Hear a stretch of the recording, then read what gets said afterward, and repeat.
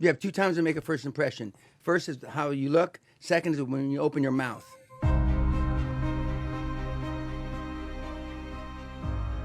Political correctness, in my judgment, is a manifestation of lack of self-esteem. Because we want people to like us. We want to fit in. We don't want to stand out. It's getting worse and worse and worse. Self-esteem is built the first 7 or 8 years of life.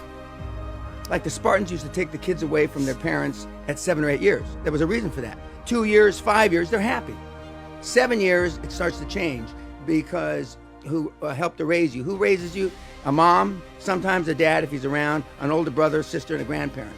What do they know about high performance? Nothing, normally, nothing. And if love and religion got the job done, we wouldn't have all the problems we've got. Now it's socially unacceptable to whack your kids. I was raised, spare the rod, spoil the child. And now there's no discipline. The first thing I noticed when I walked in, young kids, nobody was on time, the engineer wasn't there, and nobody got mad. But the kids now don't want to be jolted, and they feel entitled. And I say, entitled to what? You haven't done a goddamn thing.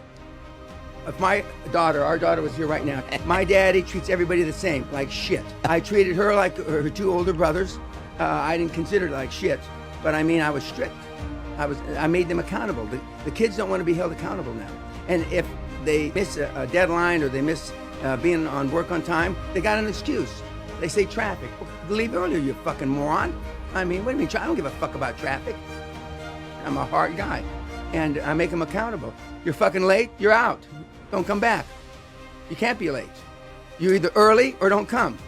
And so the kids today, their parents never made them accountable. And their grandparents apparently didn't make their parents accountable.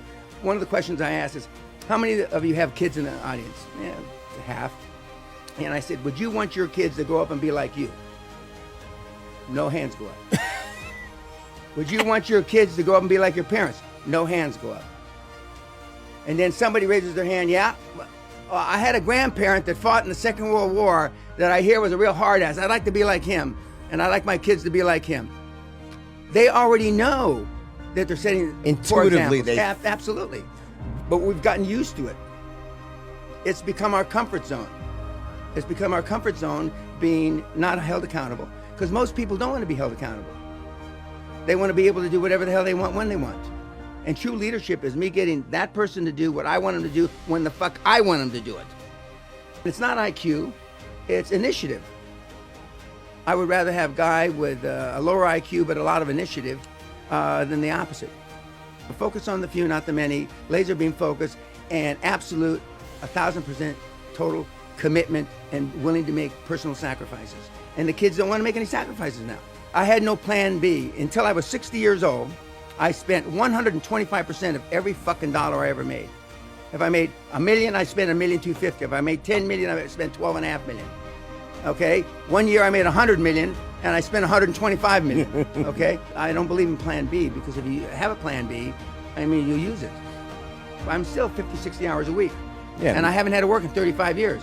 But if you're not doing something you like, it's a bitch. Right. Focus on the few, not the many. And you got to be all in, total commitment. And at all costs, there is no plan B. And not last but not least, the fact that you're not going to succeed the first time. Rarely do you succeed the first time. There's life choices and they have consequences, Jack says, which I agree. That's a nice way of saying it, but there's no balanced life. You're either all in or you're not.